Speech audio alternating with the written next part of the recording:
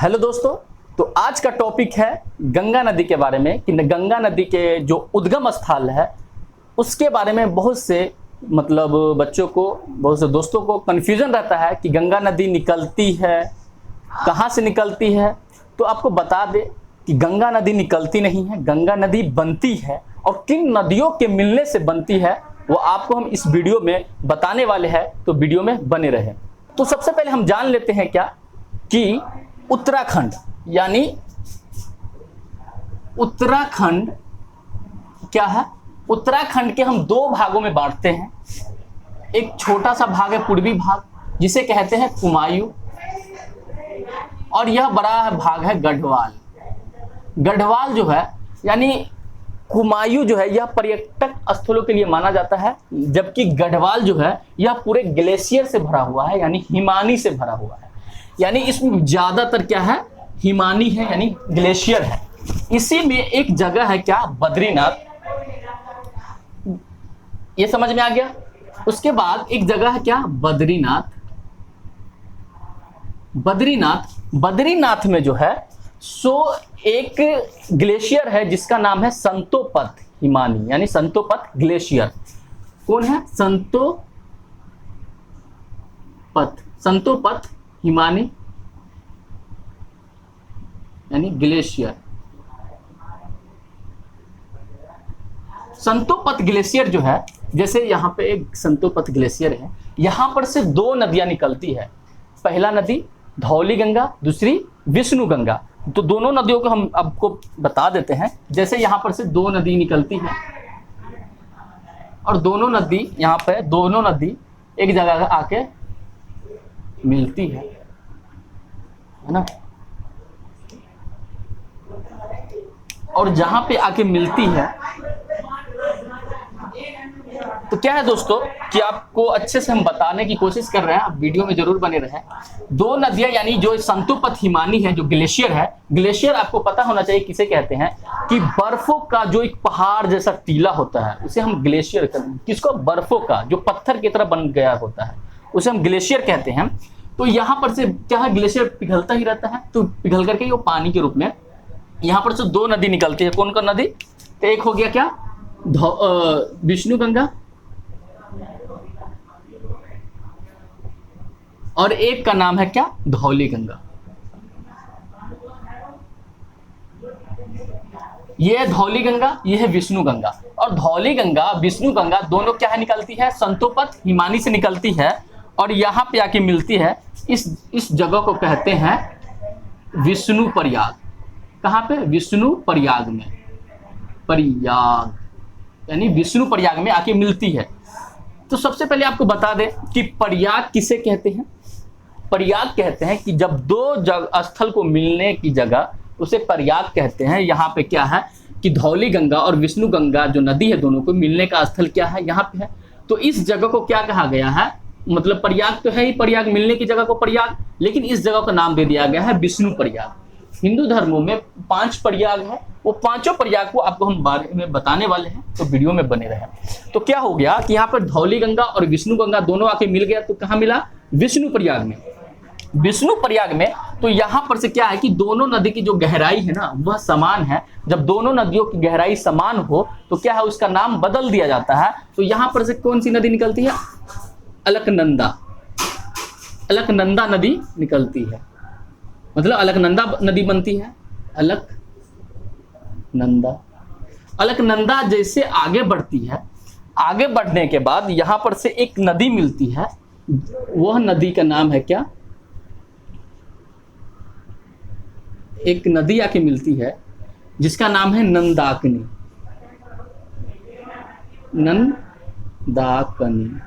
उसे कहते हैं नंद प्रयाग। इसका क्या नाम हो गया, नंद प्रयाग।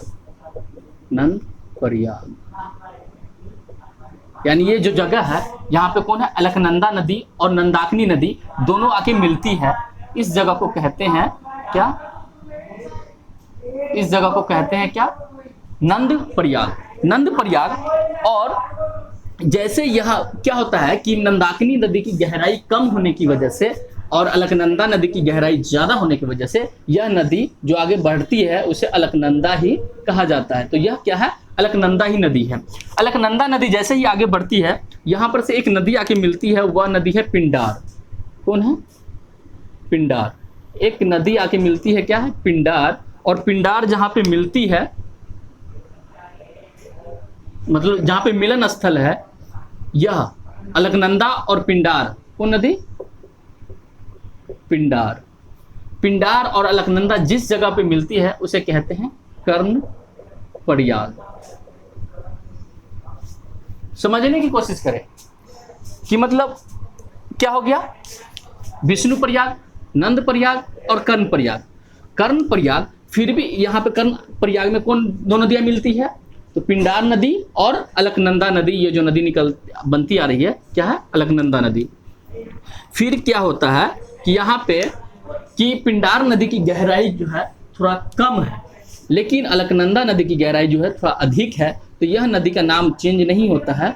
इस तरह से यह नदी को निकलती है, अलकनंदा ही निकलती है। और अलकनंदा में आकर के एक नदी मिलती है जो केदारनाथ, यहाँ पे क्या है, केदारनाथ से एक नदी निकलती है, मंदाकिनी।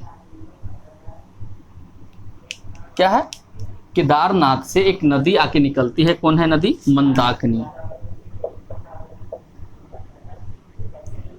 मंदाकिनी, और मंदाकिनी जहां पर आके मिलती है उसे कहते हैं रुद्र प्रयाग।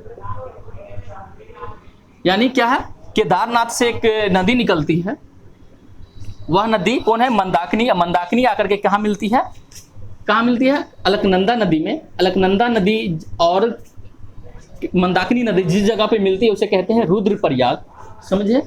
और इस तरह से क्या है कि मंदाकिनी नदी की गहराई कम होने की वजह से यह जो आगे बढ़ती है, यह नदी क्या है, अलकनंदा ही है। और अलकनंदा, लेकिन क्या है कि क्या कहते हैं, उत्तराखंड का एक है उत्तरकाशी। उत्तरकाशी एक जिला है जहां पे एक ग्लेशियर का नाम है कौन सा नाम है, गंगोत्री। गंगोत्री में एक जो एट द पॉइंट है, यानी उस पॉइंट का नाम है गोमुख है ना, गोमुख से एक नदी निकलती है, क्या, भागीरथी। यह बहुत लंबी नदी है और भागीरथी और अलकनंदा जिस जगह पे मिलती है उसको कहते हैं क्या, देव प्रयाग। और क्या है कि ये जो भागीरथी है, भागीरथी और जो अलकनंदा नदी जो आ रही थी, भागीरथी और अलकनंदा नदी की दोनों की जो है गहराई वह समान है। समान होने की वजह से, यानी एक जैसा होने की वजह से यहां पर से क्या है कि जो नदी बन जाती है,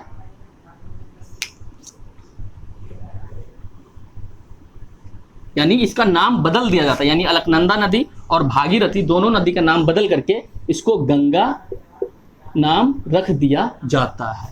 तो गंगा कहां से, एक्चुअली में जो गंगा, जो जहां से गंगा का नाम आती है वह है क्या, देव प्रयाग से। और देव प्रयाग में कौन नदी के मिलने से होती है, अलकनंदा नदी, जो अलकनंदा में बहुत सारे सहायक नदी हैं।